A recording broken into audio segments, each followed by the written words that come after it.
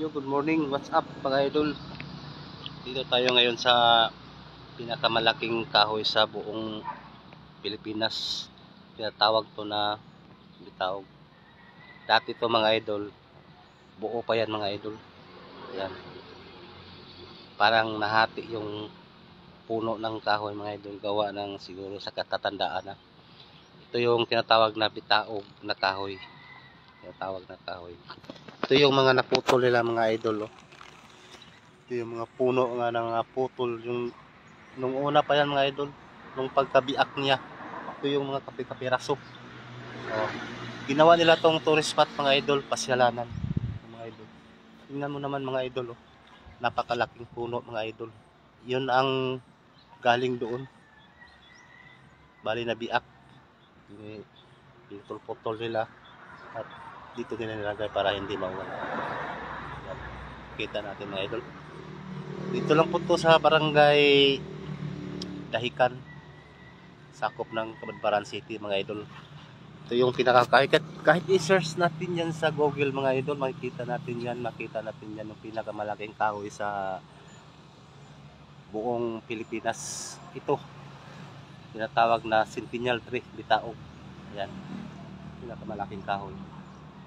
So yan, mga idol, pinuntahan talaga natin ito, mga idol, para ma-explore ko sa inyo na ito pinakamalaking kahoy sa buong Pilipinas.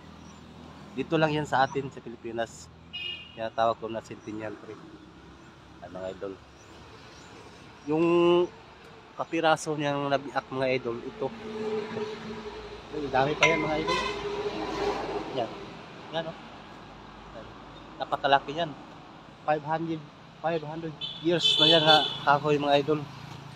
Maliit pa ako dito, mga idol. Wala pa. Hindi pa ako pinapanganak. Dito na to. Kahoy na to. Grabe, sobrang laki.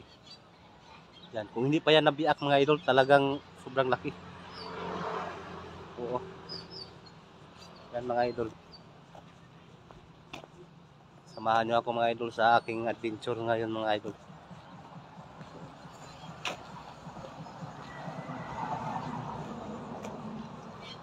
Yan, mga idol. Ay, malaki yan, mga idol, oh. Kahit 5 tao daw to, idugtong-dugtong yung kamay, hindi pa aabot, mga idol. Sobrang laki. Nung una pa, hindi pa to nabiak. Pero ngayon, nabiak na siya. Iwan ko lang kung siguro mga 4 na tao na lang siguro. Hindi naman siya buo talaga, idol, nga na ano siya. Konti lang yung nabiak niya. Ayan, tingnan mo naman, idol, oh. Grabe, sobrang laki, mga idol. Dati, mga idol, hindi pa to nabiak, mga idol. Pag dito ka magpasyal, walang masyadong mainit, mga idol. Gawa ng marami pang mga sanga, mga dahon naka ano sa itaas. Kaya ngayon nabiak na siya, medyo mainit na pag ganitong oras. Ayan, ito yung katibayan, mga idol, na pinakamalaking kahoy, mga idol, sa buong Pilipinas.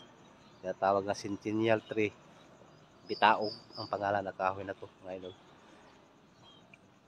Ang presidente man noon, mga idol, si Gloria Macapagal Arroyo pa.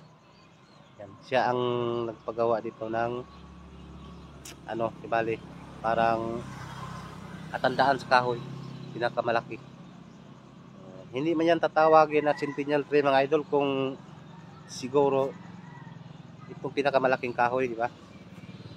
Yan, yan, mga idol. Maraming salamat sa inyong walang sawang pagsuporta, mga idol. Yan. Maraming salamat. Bye-bye. Thank you for watching. Peace out.